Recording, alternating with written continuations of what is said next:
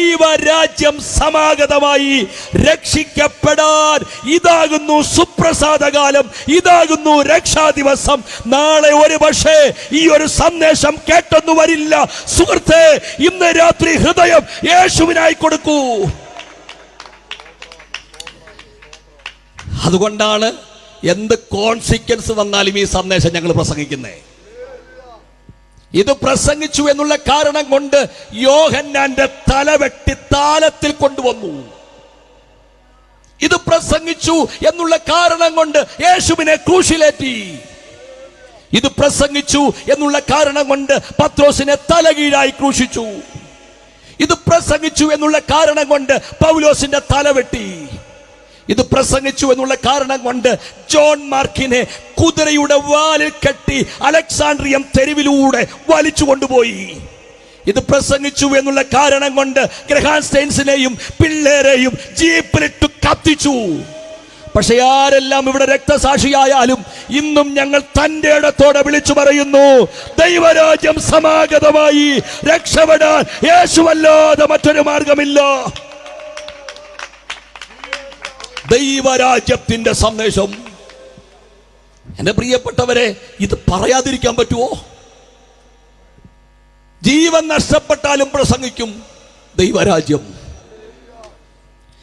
ഇനി ഈ ദൈവരാജ്യത്തിന്റെ സന്ദേശം പറയുക എന്നുള്ളത് ഈസിയായൊരു കാര്യമല്ല. നിങ്ങളെല്ലാവരും ഇവിടെ ഒന്ന് ശ്രദ്ധിക്കണം. ഈസിയായ കാര്യമല്ല. നേരത്തെ ഞാൻ പറഞ്ഞ കാര്യം നിങ്ങൾ കേട്ടല്ലോ.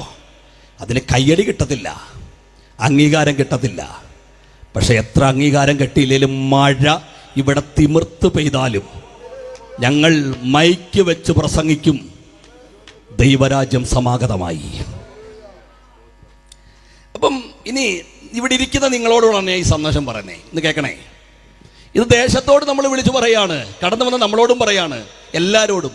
അവര് മാത്രമല്ല, ഇരിക്കുന്നവരെല്ലാം കേൾക്കണം. അവര് രക്ഷിക്കപ്പെടണം, നിങ്ങൾ മാനസാന്തരപ്പെടണം. ചർച്ചിനകത്തുള്ളവർ ഇത് പറഞ്ഞേ പറ്റൂ. ദൈവരാജ്യം. പക്ഷെ പ്രശ്നം എന്താണെന്നറിയാം, ഇത് പറയാൻ ഇപ്പൊ പുള്ളികളില്ല. അതാ വിഷയം. ഇപ്പൊ എല്ലാവരുടെയും കാര്യം എന്താണെന്നറിയാം, എല്ലാവരും വന്നിട്ട് ഇപ്പൊ മർക്കോസിന്റെ സുവിശേഷത്തിൽ ഞാൻ കഴിഞ്ഞ ദിവസം അങ്ങനെ ആ ഭാഗം വായിച്ചപ്പോൾ ഇങ്ങനെ ചിന്തിച്ചു, 5 അപ്പം കൊണ്ട് 5000 പേരെ പോഷിപ്പിച്ച ചരിത്ര സംഭവം ഉണ്ടല്ലോ. വൈകുന്നേരമായിട്ടും ആള് പോയില്ല. പിന്നെ 3 ദിവസം പ്രസംഗിച്ചിട്ടും ആള് പോകും. അപ്പോൾ കർത്താവ് തന്നെ പറയാണ് 3 ദിവസമായിട്ട് ഇവരും. അപ്പം ഞാൻ ചിന്തിച്ചേ, ഇത് എന്തുമായിരിക്കും ഈ പിടിച്ചു നിർത്താൻ ഇവർ ചെയ്തത്? ഇപ്പം സത്യം പറഞ്ഞാലേ, സിനിമാ പറമ്പിൽ ആൾ കൂടുന്ന പോലെ, ഗാനമേളയ്ക്ക് ആൾ കൂടുന്ന പോലെ ഇവിടെ ആൾ കൂടുവോ? എന്താ കാര്യം? അവിടെ പിടിച്ചു നിർത്താൻ ഏതാണ്ടൊക്കെ ഉണ്ട്, നിമിഷസുഖം തരുന്ന വല്ലോ. പക്ഷെ ഞാൻ ചിന്തിച്ച്, വൈകുന്നേരം വരെ ഇരുന്നിട്ട് 3 ദിവസം ഇരുന്നിട്ട് ഇവർക്ക് ബോറടിച്ചില്ലല്ലോ. അപ്പൊ എന്താ പറഞ്ഞെന്ന് ചോദിച്ചപ്പോൾ ഞാൻ ചിന്തിച്ച ഒരു തല അല്ല, അത് ലൂക്കോസ് എഴുതി വെച്ചു. ദൈവരാജ്യം പറഞ്ഞത്. ദൈവരാജ്യം എന്തുവോ? ദൈവരാജ്യം എന്ന് പറയുന്നതേ, നിന്നെ ഞാൻ സൈക്കിളെ ഇനി വന്നാൽ മതി, നിന്നെ ഞാൻ ബൈക്കേ വിട്ടേക്കാം, ബൈക്കേ വാ, കാറേ വിട്ടേക്കാം, കാറേ വാ, നിന്നെ ഹെലികോപ്റ്ററെ വിട്ടേക്കാം എന്നുള്ള സുവിശേഷം അല്ല. റിപ്പന്റ്, മാനസാന്തരപ്പെടുക എന്നുള്ളതാണ്.